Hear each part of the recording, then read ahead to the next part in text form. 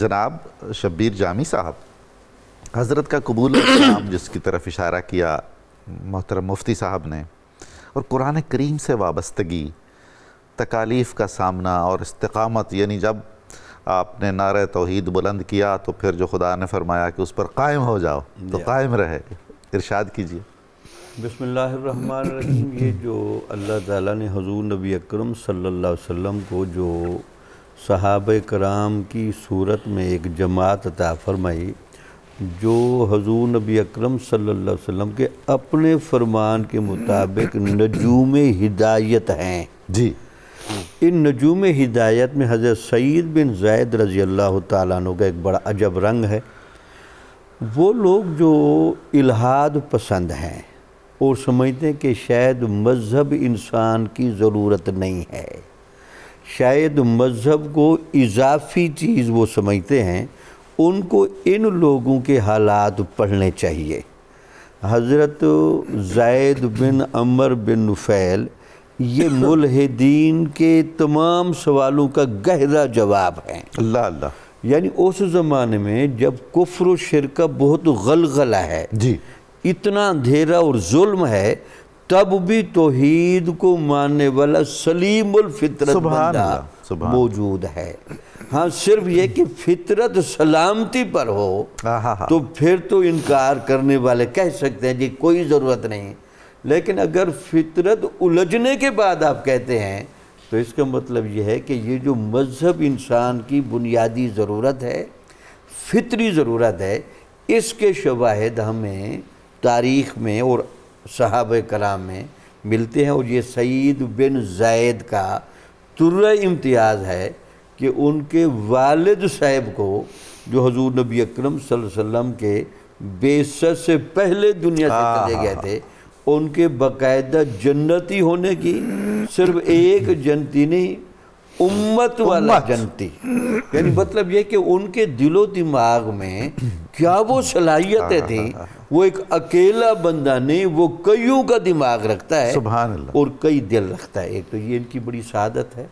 تو لگتا یہ ہے کہ یہ جو والد صاحب کا گہرا اثر تھا، تو یہ تو ہو نہیں سکتا کہ والد کا اثر اولاد پر مرتب نہ ہو۔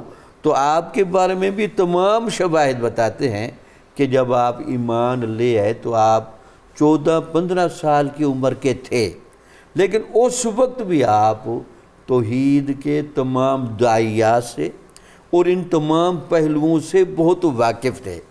اسی لیے جب یہ صدائے توحید بلند ہوئی اور حضور نبی اکرم صلی اللہ علیہ وسلم نے پیغام توحید دیا، تو ان اولین لبیک کہنے والوں میں سے، جیسے شکار پر نہیں چمٹتے، یہاں شکار کا لفظ تو ذرا مناسب نہیں، لیکن بہرحال اس پیغام پر یہ دیوانے لپک کر آگے بڑھ گیا۔ تو یہ ان میں آپ کا نام لکھتا ہے کہ روایتوں میں کہ آپ 28ویں، اچھا، آپ کی زوجہ محترمہ 27ویں، اور آپ 28ویں نمبر پر مسلمان ہوئے۔ اللہ اکبر۔ تو ایک تو یہ ترہ امتیاز ہے، اور دوسرا یہ لکھا کہ قرآن مجید کی تعلیم حاصل کرنے کے لیے ایک باقاعدہ صحابی رسول حضرت خباب بن ارت رضی اللہ تعالیٰ عنہ کی صحبت لی، اور وہ باقاعدہ ان دونوں کے گھروں میں آ کر قرآن مجید پڑھاتے تھے۔ سبحان اللہ۔ قرآن مجید کے ساتھ گہری وابستگی ہونا یہ دل و دماغ کی کامل طہارت کی طرف اشارہ کرتی ہے۔ بے شک۔ ویسے قرآن مجید میں یہ عبارت نہیں ہے ذالک الکتاب لا ریب فیہ ھدی للمتقین، جی ہاں، جتنا بندہ تقوی والا زیادہ ہوگا وہ قرآن کی لا ریب ہدایت سے وابستہ ہوگا۔ تو لگتا یہ ہے کہ ان کی ہاں وہ طہارت، وہ تقوی، سلیم الفطرتی کا اتنا غلبہ ہے کہ قرآن کے ساتھ عشق ہے۔ یہی وجہ تھی کہ حضور نبی اکرم صلی اللہ علیہ وسلم سے جب بھی پوچھا گیا اے اللہ کے نبی، آپ خود کیوں تعین نہیں فرماتے کہ آپ کی امت کا سب سے افضل ترین بندہ کون ہے؟ جی، تو حضور نبی اکرم صلی اللہ علیہ وسلم نے جہاں دیگر اعمال و اخلاق بتائے، تو ان میں ایک بڑا سبب قرآن کے ساتھ گہرا تعلق سبحان رکھنے والا اللہ سبحان بندہ، اللہ، خیرکم من تعلم القرآن آئے وعلمہ۔ آئے آئے۔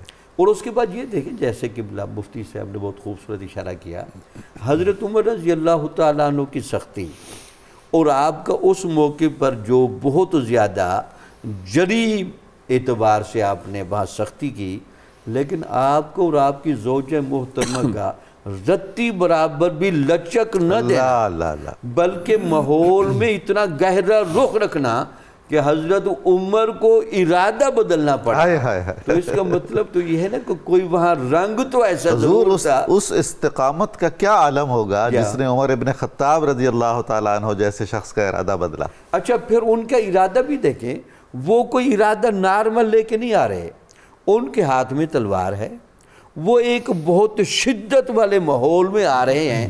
یہ ایک الگ بات ہے کہ ان پر ابھی وہ اندھیرے کا غلبہ ہے اور اندھیرے ماحول سے وہ نکلے نہیں۔